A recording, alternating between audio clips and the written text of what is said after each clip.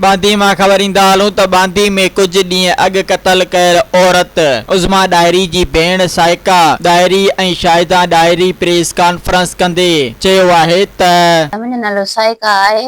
मुंहिंजो मसइलो इहो आहे, 5 ॾींहंनि खां वठी मुंहिंजी भेण जो जेको आहे क़त्ल थी वियो आहे। मुंहिंजे अखियुनि जे अॻियां क़त्ल थी वियो आहे।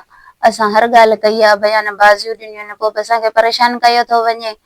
असांखे बार बार घुराइनि था। असां ॿाहिरि कमाइनि पैसो खाइण वारा आहियूं। कल्ह बि असां ॿकरी खपाए मैडम ॾे विया आहियूं, हुते बयान ॾेई आया आहियूं। वरी चयो अथनि छोकिरा थाणे ते, असांजा छोकिरा सुबुह खां थाणे ते वेठा आहिनि।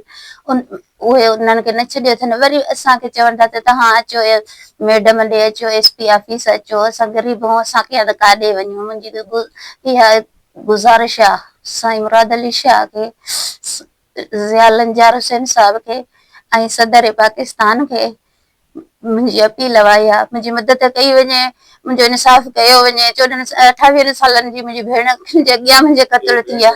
मुंहिंजी भेण जो नालो उज़मा आहे। मूंखे हर हद तक गुज़रणो पियो, मां गुज़रंदसि। मां हर कानून जो दरवाज़ो ठड़काईंदसि, मां रोड ब्लॉक बि कंदसि। मूंखे जेको करण में आयो मां कंदसि। मां भेण खे पंहिंजी इंसाफ़ ॾियारे रहंदसि। सब्सक्राइब कयो अवामी न्यूज़ HD खे ऐं ताज़ा तरीन ख़बरुनि लाइ ॾिसंदा रहो अवामी न्यूज़ HD।